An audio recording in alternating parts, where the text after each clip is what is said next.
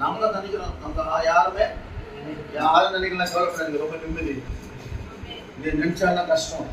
ஆனால் இயேசு நினைச்சுக்கிறேன், இயேசப்போட இடத்துல நான் இருக்கிறேன்னா, அவர் உள்ளத்துல நான் இருக்கிறேன்னா, அவர் உள்ளத்துல இருந்துட்டா போதும். உன்னை விட ஆசீர்வாதமான ஆளுங்க